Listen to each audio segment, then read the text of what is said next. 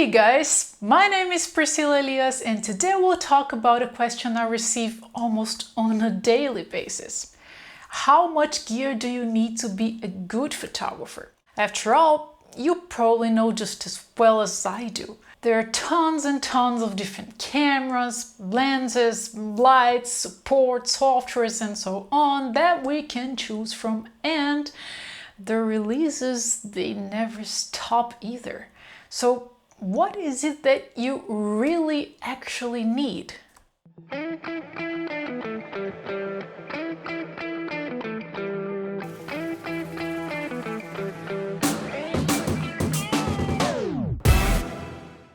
Day after day, I get questions like, I'm just starting in photography, what camera and lenses do you suggest I get? I want to improve my photography, what equipment do I need? Should I buy a mirrorless camera, and if so, would it help me to take better photos? And so on. With so many different brands, models, and different pieces of gear that can be used for all types of situations you can imagine, all of us get confused sometimes and wonder, should I invest in more equipment? What is it that I really need? Is there a time to stop? And if so, how to know if I'm geared up well enough? And you might be frustrated with the fact that in reality there is no exact right answer for this, but there is certainly a path you can follow, starting from zero and scaling up according to your needs and expectations as a photographer, including both professional and amateur photographers. Said that, if you're just starting out now, what I can tell you for sure is you don't need much gear to start out. What you certainly need to explore as much as you can, though, are your photography skills. If you're starting out, a camera and one or two good lenses should do the job just fine for you to practice and get your first paid jobs out there. But no matter if you choose to go with an entry-level camera like the Canon SL3, also called S220D in some countries, or if you're investing in one of the latest and best cameras in the market like the Canon R5 or the R3, for example. If you don't focus on learning and practicing your skills as a photographer, the gear won't matter much. By the way, I will leave a link for the cameras I just mentioned down here in the description in case you want to take a look at them. I started out with a camera from the Canon Rebel series, the kit lens, which was a zoom lens, and the 50mm 1.8.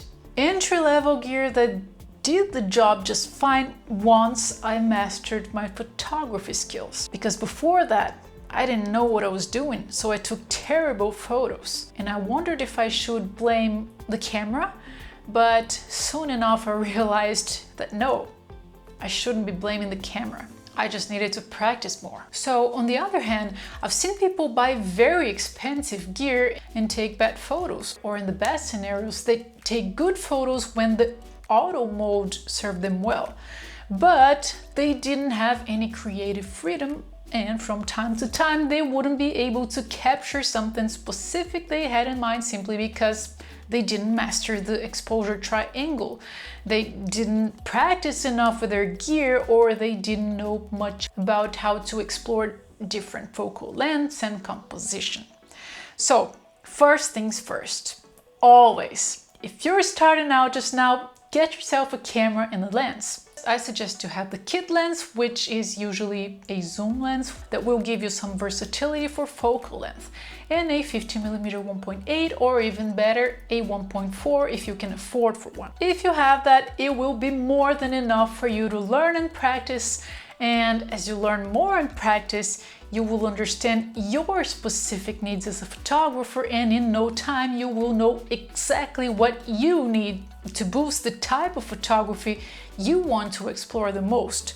If you already have a good idea of photography, if you already have a camera and know all about the camera basics, then in order for you to be a good photographer, as I said, you will understand that the gear you need to be a good photographer will depend on the type of photography you want to put your effort into. Of course, that if you want to be able to take amazing photos in any situation, you will need to invest in several different lenses, lights and setups. But if you want to be a product photographer, the best gear for you will not be the same as if you want to shoot portraits.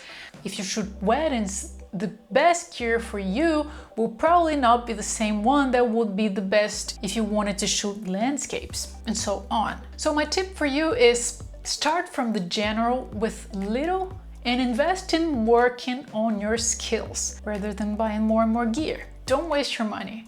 Try it out, practice with the little you have, study, try it out again, study, practice, practice, practice, and then you will understand exactly what you need. If you've gone through the first step of practicing basic and general photography with little gear already, then you might be wondering, okay, Brice, but if I want to shoot weddings, for example, how can I start with having that? I need to gear up. In fact, you do, but maybe not as soon as you think. Maybe you can study all you might need and ask a wedding photographer from your city to second shoot 1 or 2 weddings for free with the little gear you have. Then you can learn from them, you can see what they use the most, see how they handle the wedding itself, the photos, the posing, and of course, the gear itself. When I shot my first 2 weddings, all I had was my camera, which by the time was already the Canon 5D Mark IV, a 50mm 1.4 and an external flash. That was it. I second shot those 2 weddings for free. I learned from the photographer who agreed to have me with him, and then in no time I knew exactly what I needed to have in order to be able to shoot my own weddings myself. And okay, you might be different from me. Some people like to have lots of options and lots of gear. I try to go as minimal as possible always, both in work and life. So of course that if I want to deliver high-end photos to my clients, I need to have some investment done. But I always think, what is the best I can do with as little as possible? That way I save money, I help the environment, and I also spare my back from carrying tons of heavy, unnecessary equipment that might end up distracting me from the main thing I need to focus on during a session: my photography skills as a photographer. Where is the best natural light? What are the best settings I can use in each situation? How can I pose my model, or how can I make my client feel comfortable in front of the camera? What are the best angles for this specific session? What do I want people to see and feel when they look at these photos? What is the best composition I can get from the place I'm shooting at? And so on. So my conclusion to how much gear you need to be a good photographer is as little as possible to do your best. And how to know how much that is? Focusing on your skills. Know your gear very well, know its limits, and know what is still lacking when you hit its limits. If you're starting out and you still feel dang lost, it's okay. I will leave some links to the main videos I suggest if you want to level up your skills. When I first started in photography, my main difficulty was to know how to start, what to learn first, and so on. So this list of videos should help you out in case you feel that way. Now, if you already know that and you want to know what gear I suggest specifically for different types of photography, I will also leave a link for some other videos I have where I share the gear I use for portrait photography, for wedding photography, and for product photography down in the description. Maybe they can also help you out. If this video helped you guys, please consider hitting the like button and subscribing to my channel, as you will help me a whole lot by doing so. I'd really appreciate it. I hope this video inspires you to go out there and practice with whatever gear you got, and thanks so much for watching me. I will see you in the next video. Ciao!